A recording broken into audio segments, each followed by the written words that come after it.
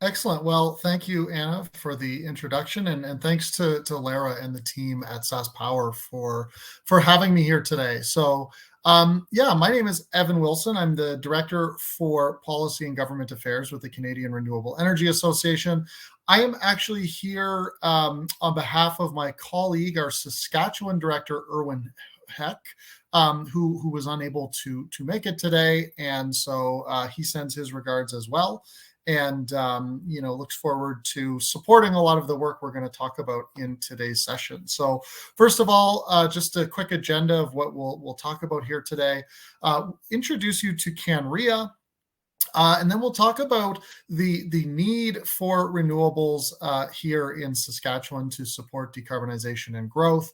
Talk briefly about the quality of the wind and the solar resource in Saskatchewan. Talk about SaskPower's plan and how CanREA interprets it as far as SaskPower's plan goes for the deployment of wind energy and solar energy.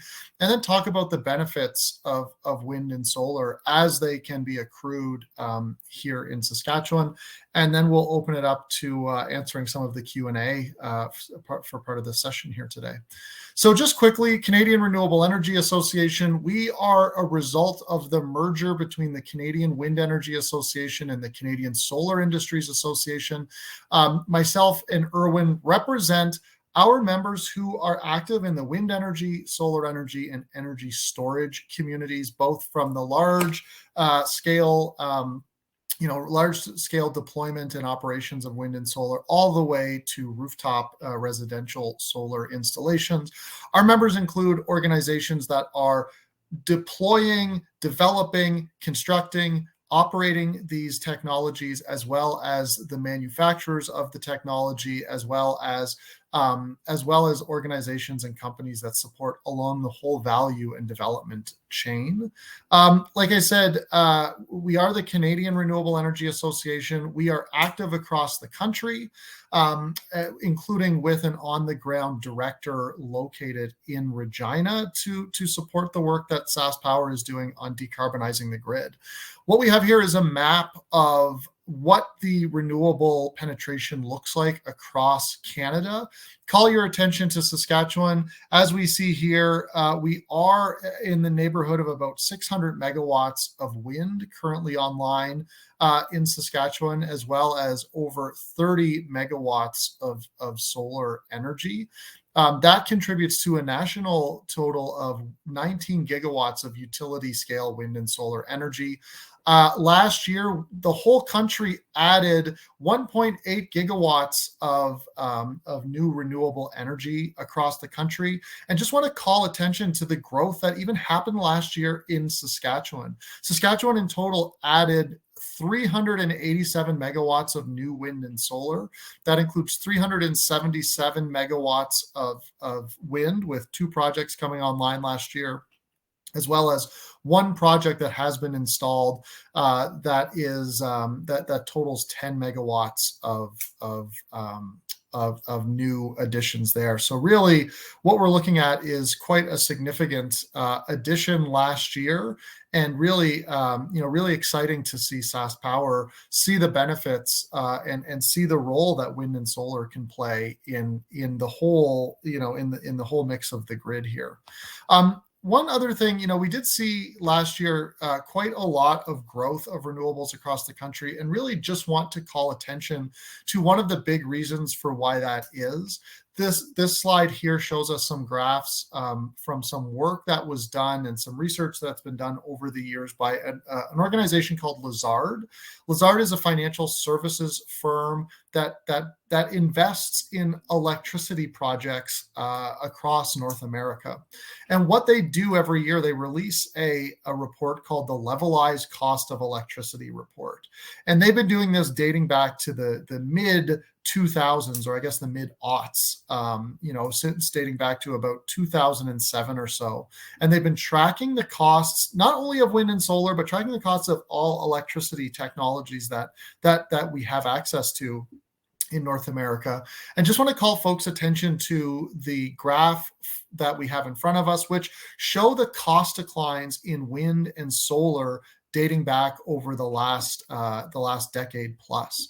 As you'll see, we started with a high of about $169 per megawatt for wind, dropping down to a range of $26 to $50 per megawatt. That's a drop of 70% over the last decade plus. And then for solar, we see a drop from the neighborhood of $400 per megawatt hour all the way down to between $41 and $30 per megawatt hour. So really, that's a drop of 90% as well.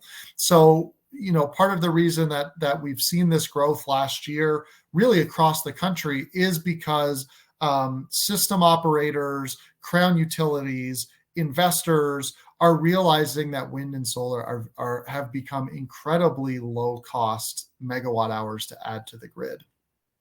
But just to bring it into talking about Saskatchewan here specifically, just want to talk briefly about the need for renewable energy. There are some pretty bold and ambitious and reachable commitments that are being made in Saskatchewan around net zero. SaskPower is looking to reduce GHG emissions by 50% by 2030 and to hit a net zero grid by 2050, according to an announcement made in 2021. As well, industries and institutions across the province have made commitments to reduce their carbon intensity, such as Evraz, Mosaic, Federated Co-op, Nutrien, University of Regina.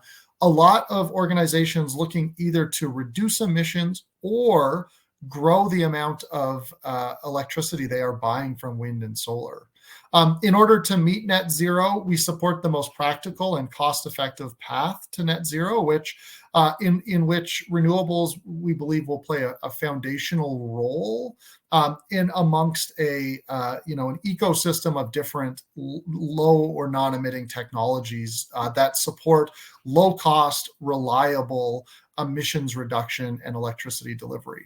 As well, just really wanted to call attention to, Saskatchewan's economy focusing on food, fuel, and fertilizer is driving $30 billion of investments over the next decade, is what the projections say. And a lot of these companies that will be driving these investments in agriculture and resource development are seeking new sources of clean power in order to meet the expectations of their customers, the expectations of their investors, and really to meet the expectations of the communities around them. And really, Saskatchewan is a great place for these organizations to come in order to buy clean power. Saskatchewan is home to a world-class wind and solar resource, among the best in the whole continent. Regina and Saskatoon are two of the top cities for the solar photovoltaic resource potential in Canada. So they have, on average, you could, for every kilowatt installed, you can get 1,300 kilowatt hours per year from those, according to the Canadian Energy Regulator. As well, southern Saskatchewan has some of the best onshore wind resource with a 45% annual capacity factor, meaning that you really are getting up into the level of capacity factors that are quite standard across technologies in Saskatchewan. So, really here in the province of Saskatchewan, if you were to choose a place to come and build your wind farm, if you were to come and choose a place to build your solar farm, Saskatchewan is, based on the resource alone, one of the most attractive places to do it. Really, Saskatchewan or Alberta, I would say, given that there is more or less a shared resource there. And this plays into SaskPower's plans over the next decade plus in order to hit net zero. Wind and solar energy are expected to play a big role in SaskPower's march to net zero. There are plans that have been announced to procure 2 gigawatts of new wind and solar energy by 2030, and then 1 more gigawatt, bringing it to a total of 3 additional gigawatts of wind and solar by 2035. As well, this is in addition to the megawatts worth of wind and solar that have been built and deployed over the last 20 years, which we talked about at the start of the session here. what SaskPower is planning to do here is to roll out project procurements around 100 megawatts or 200 megawatt sizes in order to drive standardization and simplification of the RFPs while also creating economies of scale. So once you get to the size of 100 megawatt solar, or 100 megawatts of wind, or 200 megawatts of wind, 200 megawatts of solar, you start to see the low cost opportunities that we are seeing in the research about the cost reductions in these technologies. It's really once you get to these sizes, and so SaskPower is focusing on deploying projects that have this scale. What they're doing now is providing advance notice to potential bidders, providing advance notice to project development areas to ensure that they can get the most competitive processes going that will achieve low-cost renewable energy contracts in the province, and also hit SaskPower's targets, not only the 2030 and 2035 targets, but really their annual or biannual targets to bring these projects online. And then just, to talk briefly about why SaskPower is seeing benefits from wind and solar, or the benefits that wind and solar can bring to SaskPower. Looking at the pricing that we can get in Saskatchewan with the world-class resource, utility scale wind and solar are the most cost-effective sources of new generation, with a levelized cost of energy between 4 and 5 cents per kilowatt hour. So even in a world where we are not working towards a net zero goal, you still have a low cost reason to be adding new wind and solar to the grid. As well, it's quite low risk. Wind and solar are already commercially proven. They're flexible and scalable solutions for adding new power to the grid. Saskatchewan has been home to wind development for more than a decade. We're approaching a half decade of solar, and we know that these are technologies that are proven. They will work. They can generate the clean power that is needed. No further research or development required, and thus it really is a low risk opportunity and a low risk option for the grid if you're looking for low cost decarbonized electricity. As well, the timing is really good here, given the pace at which SaskPower will need to add new generation capacity to meet its goals. Wind and solar projects can achieve operation within 2 to 4 years after the close of the RFP, after the signing of the contract with the winning company. Wind and solar can really be deployed quite quickly once all of the contracts are in place, and that really helps keep up the momentum that is going to be needed to hit the company's net zero goals.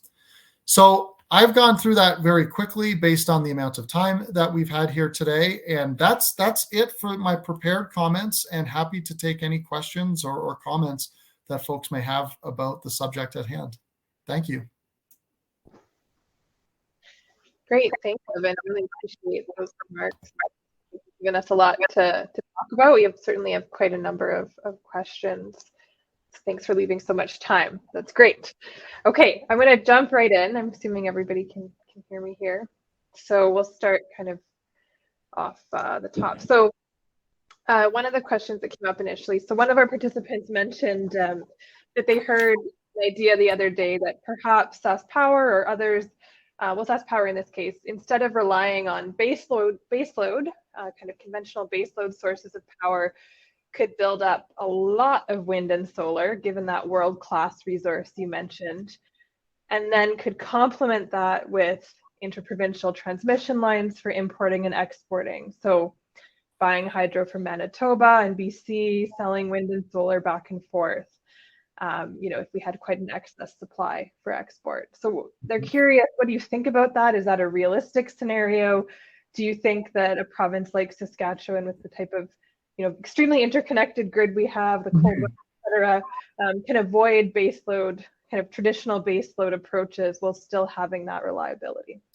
Yeah, I would say that the conversations the conversations that are happening in Saskatchewan around um, increasing the interconnections with neighbors, increasing the number of neighbors that you're interconnected with in Saskatchewan, including down to the Southwest Power Pool in the US, is a really interesting conversation that I think will have beneficial outcomes here. The rule of thumb that the larger the area you have to balance, your supply and demand, there's going to be a lower cost to balancing that supply and demand. There's going to be more opportunities for flexibility in how you meet supply and demand. So I think the more of Saskatchewan's neighbors that they are able to trade with, I think the more opportunities for integration of wind and solar that we're going to have. So I don't know that we have any solutions to put forward to SaskPower on that, but we'd like to participate in those conversations and encourage SaskPower to think big about how to ensure that they're hitting their goals. Great, thank you. Okay, a question around kind of intermittency and reliability that comes up a lot. So there was some context, kind of someone was sharing in Alberta right now, they're looking at the live stats, right, on capacity versus what's actually being generated. And so right now they're saying wind is at 0.4 of its capacity just due to the other conditions currently, and solar is at 44%. And so they were kind of wondering again about reliability and how realistic is it to build a grid upon a power source that fluctuates so significantly in its capacity, and they're kind of feeling skeptical, like how do those capacity numbers make wind and solar attractive, as you say? Yeah, so I think the thing to keep in mind here is the wind resource and the solar resource, although they are variable, they aren't unpredictable, right? We quite generally know when the wind is going to blow on a seasonal basis. We know when the sun is going to be shining, both kind of on a daily basis and on a seasonal basis. And I think that there are solutions that SaskPower has. There are plenty of other jurisdictions that have gone even further beyond where we are in Alberta or where we are in Saskatchewan as far as wind and solar has gone. And it just means in a way that the planners and the operators have to get used to a new way of doing what they do so well currently. So, you might have you might have more variability because of the wind. You might have more variability because of solar. As SaskPower experiments more with battery storage, the operators will get more knowledgeable how to operate battery storage. As we talk more about building interconnections with our neighbors, perhaps there is ways that we can use the resources in other provinces to bolster what we've got in Saskatchewan. And the way that I would look at it is, I think we understand that wind and solar are not going to be the only generation resources that we're going to have on the grid as we move forward. But given the low cost of wind and solar, we probably want to ensure that we that we're able to maximize the amount of wind and solar that we have operating at any time, because the costs are so low. And that's something I hope we would be thinking about, whether or not we were trying to hit net zero or not. It really is about how do we manage the cost of the system. And having low cost wind and solar is a great way to do that. And having them operating in as many hours as possible is a better way to do it, while accommodating for challenges that we know we're going to face. I think just picking up on that cost comment, Evan, there was a question about, again, when we look at that variability, if there's those times where there's just no production or really limited capacity being achieved, what's the impact? And this is maybe a tough question, but what's the impact of that on the levelized cost of electricity, or on electricity prices? When we're seeing those big kind of surges or not in the production output.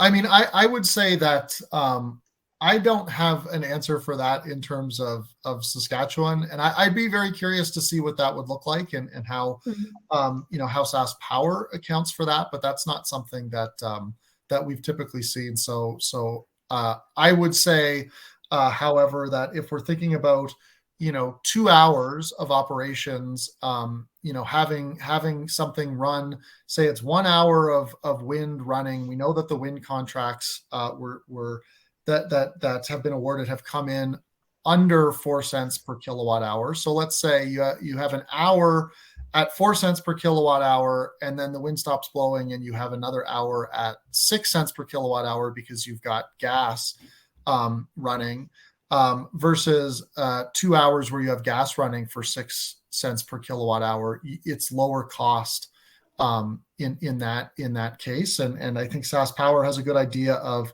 how much wind and solar can be accommodated with the current grid without adding new other capacity. And I think what you would see is, again, the more hours that you're running just wind or solar at a lower cost, the lower cost outcomes you're going to get than if you're just running higher cost electricity across all the hours. Gotcha. Thank you. A couple of solar related questions. So one, there was an image you shared on slide 9. I don't know if you recall, it was winter, but there was a huge solar installation, lots and lots of panels. The person was just wondering if that was from Canada and if you knew where that image came from, just kind of out of curiosity. Yeah, I would guess it's probably from Alberta, but I can check back and get back to us here. Sure, no worries. Sort of our members' image library. So yeah, okay. And I think the real kind of follow-up question was just, can you tell us a bit more about like what would a 200 megawatt solar project look like? Like, is it one huge field of panels? Is it several different land? Like, kind of what's the configuration? What's the land use implications of a 200 megawatt project? Yeah, so a 200 megawatt project, the rule of thumb is about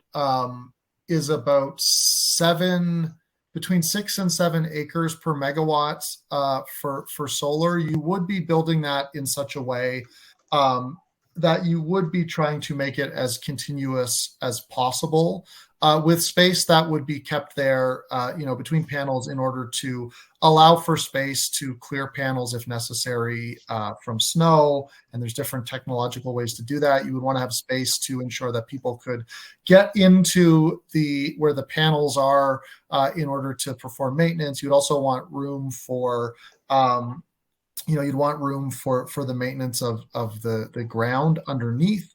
There may also be requests and requirements from the host landowners that may want to grow certain crops under a solar panel. They may want to have certain, typically we see sheep that graze in order to maintain the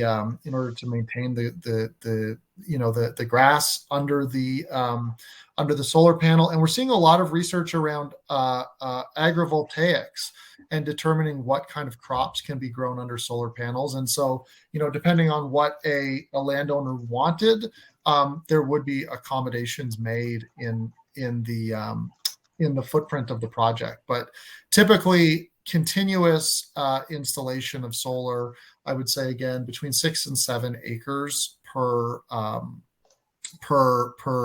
megawatt or so. And then, it would be quite different than a wind farm where you kind of have one footprint and then you've got 300 meters or so, potentially 150 to 300 meters or so between wind towers. And so they're, the spacing considerations are quite a lot different between the two technologies. Thanks. So I want to get to a couple more before we have to wrap up. So one question more about, some comments about how, kind of back to that land piece, like, solar and wind large scale installations take up a lot of room land-wise, as you've mentioned, given the size. Some, in this commenter feels, they're not aesthetically pleasing to see out there. So they kind of just wanted to know, can you just speak through some of the negative externalities or environmental impacts of wind and solar, such as they mentioned like removing agricultural land from production could be an externality. Are there others that we should be thinking about, environmental impacts or externalities? How do you manage and mitigate those for Yeah, solar and wind? I would say that, one thing to keep in mind is that the land use for, when it comes to power plants where it is the decision by the developer to site where they're going to site, because SaskPower does select lands that they own for this as well, as we've seen with the most recent 100 megawatt solar procurement. It really is a partnership between the landowner and the developer here. It is a private agreement, and is the landowner's right to welcome or not the developer here. And I would say, there are steps that are taken to ensure that there is the deployment of the project matches what the landowner thinks is best for their land. And so typically, like I say, that when it comes to solar, companies will try to, reach an agreement with the landowner that allows the landowner to feel comfortable that their land is being protected. There's also measures that are taken to ensure that at the end of life, the land is reclaimed to the same standard and the same level of productivity that it was before the project was put in place. And it's really something that is managed between the landowner and the developer themselves, in addition to what is required under the relevant siting rules from Saskatchewan Ministry of Environment, which does set out what has to be avoided, which is typically things like native prairie. And then it is, really agricultural land is really where projects are permitted to be sited here. And I think that most of our members, most developers really do prioritize working with the landowner to ensure that the landowner is comfortable that these externalities are dealt with. Thanks.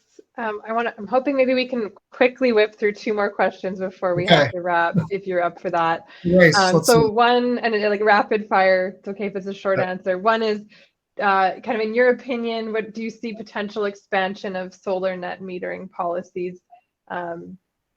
Especially in Saskatchewan, that's been a hot topic. Do you have any kind of comment on that as a starting point? Yeah, I mean, we'd like to see that. We would like to talk to SaskPower more about it, and I think that that's a real opportunity. We're going to need, we want more low-cost renewables to drive people's bills down. We do hear concerns about deployment of renewables on agricultural land. So the more solar we can get on rooftops, I think the more that we can grow solar while addressing some concerns that folks have about ag land and solar use. Thank you. Okay, we'll do this as the last one. I think it's a good way to kind of wrap up here. So given that the cost of wind and solar will likely continue to fall, along with improvements in technology, for solar, for storage, et cetera, this person's wondering, do you see other forms of electricity generation being able to compete with wind, solar, plus storage a decade from now? Like, what's kind of, if you had a crystal ball, what do you see in that future? Yeah, I think, again, because there are, because generally speaking, you want to have as many different options. You want diversification of the electricity sector to ensure emissions reduction, reliability, and low cost approaches. I think that Saskatchewan, given the number of resources it has, is going to be a good place to see a real variety in electricity generation types. Obviously, I'm hoping that most of it is wind and solar, but there's lots of room for other types of technologies to bring their non-emitting benefits to the grid as well. Thanks, Evan, for those last comments, fitting them in there. And we really appreciate everybody's engagement. There's been lots of great questions. We recognize there's more than we can answer in the time we have. And number one, certainly SaskPower is committed to continuing to follow up with more opportunities to discuss and learn about this and other topics. If you want to take your question and share it with SaskPower, you can go to saskpower.com/engage and use some of the tools there. We have an ask a question feature or share an idea, and there's folks on the back end who will happily answer those questions and read through the comments as well. If there's something more specific you want to ask to them or to SaskPower. And then I'm sure, Evan, your contact information is probably available out there if folks have specific inquiries for the association. But Yeah. Otherwise, yeah, we really appreciate you joining us and sharing your insights. And for everybody else for sharing their time with us to learn today. Please watch your inboxes for a feedback survey that'll be coming through. We'd just love to hear your comments on this overall experience. And remember that you can come back to that replay area in the next few days. We'll have everything posted. So if you were having trouble deciding what to attend, you can go watch some of the sessions you missed, and that'll be up for about 2 weeks. So thank you again, everybody, for joining us, and we hope you have a wonderful afternoon. Thank you for having me. Thanks, Evan. Take care, everyone. Bye now. Bye.